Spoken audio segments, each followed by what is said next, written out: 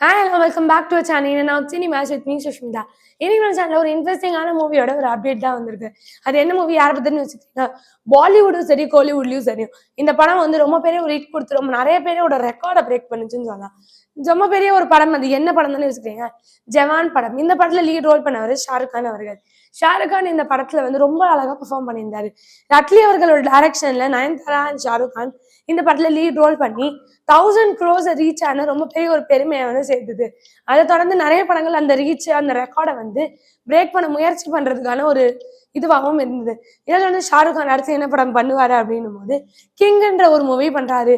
இதுல ஷாருக் கான் அண்ட் அவரோட மகள் வந்து சுஹானா வந்து இந்த படத்துல பெர்ஃபார்ம் பண்றதா இருந்தது.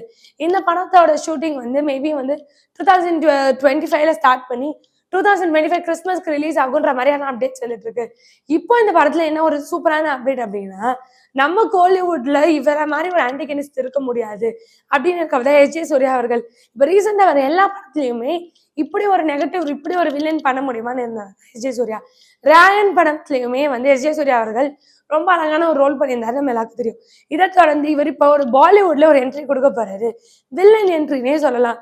இந்தியன் டூலையும் இருந்த இவர் வந்து இப்ப வந்து ஷாருக் கான் அவர்களோட இணைஞ்சு பாலிவுட்ல வில்லனா வந்து என்ட்ரி ஆக போறாரு. இவரோட டெபியூட்டன் மூவியாவும் இருக்கும்னு சொல்லப்படுது. இந்த படத்துல இவர் வில்லன் நம்ம சொல்லிட்டோம்.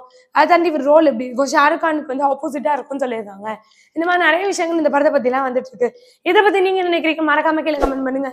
இந்த மாதிரி சூப்பரான சினிமா அப்டேட்ஸ்க்கு மறக்காம இன்னும் சினிமா லைக் பண்ணுங்க, ஷேர் பண்ணுங்க, கமெண்ட் பண்ணுங்க, மறக்காம சப்ஸ்கிரைப் பண்ணுங்க.